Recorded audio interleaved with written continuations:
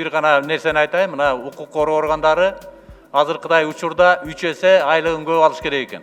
Премьер-министр Мухаммедкалый Абылгазиев баштаган өкмөт мүчөлөрү кече 30 апрелде өзгөчө кырдаал шартында коронавирустун жайылышынын алдын алуу боюнча аткарган иштери тууралуу парламентте маалымат берип жатып, укук коргоо органдарынын кызматкерлерине өзгөчө кырдаал шартында мыйзам боюнча айлык акы 3 эсе көп төлөнүп берилүүгө тийиш экенин белгилеп, бирок алар бюджетти колдош үчүн андан баш тартып жатышканын айткан. Ушундай мамлекетке оорчулук болуп атса, бюджетибизге оорчулук болуп атса, ошону биз албай эле коелу деген өзлөрүнүн демилгеси менен келип атышат. Бул да жакшы нерсе да. Значит, түшүнүп атат, ошо бюджетти топтоо бир эле ошол өкмөттүн иши эмес, бул жалпы элдин иши экенин түшүнүп атат да. Биз деле ошондой мамиле кылышыбыз керек деген ойдомун.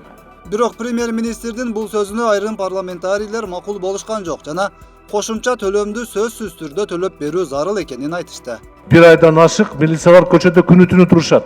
Аскерлер көчөдө күнү түнү турушат. Алардын акчасын сиз бекер айттыңыз. Алар баш тартып атат. Баш тартпаш керек. Бала чакасы бар, багыш керек аларды. Бучу. Сиз неге айтып атасыз аны? Жок, айлыктан деген жокпуз мен. Айлыктан эмес, Исаатович. Айлыктан эмес. Айлыгын берип атабыз. Мен деле айлыкты айткан жокмун мен. Кошумчаны айтып атам мен. Премьер-министр баш тартты десе, балар урматтуу кесиптештер, мен ойлоп атам, бүгүнкү күн биз жогорку кеңеш баарыбыз тең. Жоопкерчилик.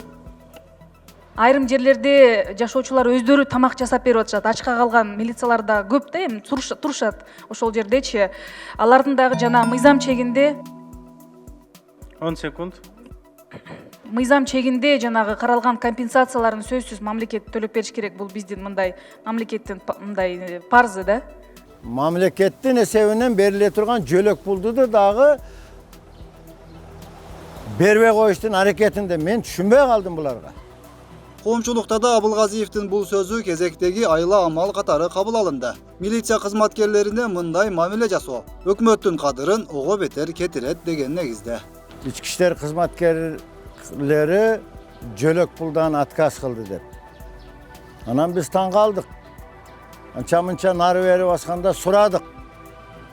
Ыйлайт. Булар жомок айтып атабы деп. Анан ой дагы келди. Может, биздин коменданттар, же начальник уудулар, же дагы бир чоңдор бир жакшы көрүнөйүн деген ой болсо керек. Мен ошентип түшүнүп калдым. Урматтуу премьер-министр, сиз билесизби? Дежурстводан чыгып туруп таксичилик кылган сотрудниктер бар. 4-5 балдары бар, сотрудниктер бар. 4-төн, 2-ден, 1-ден баласы бар, күйөөсү жок сотрудницалар бар. Бул эмне дегендик? Сиз кайсы Эргулдун, кайсы ак жүрөктүн сөзүн айтып атасыз? Урматтуу премьер-министр, бул сиздердин айтканыңыздар чындыкка да дал келбейт, адамгерчиликке дагы туура келбейт. Жөлөк пулду сөзсүз бериш керек.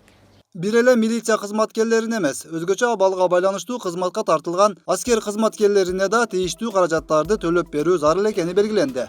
Ансыз да күч түзүмдөрүнүн кызматкерлери тийиштүү коргонуучу каражаттары жана тамак ашы менен да жеткиликтүү камсыз болбогону сындалып келет.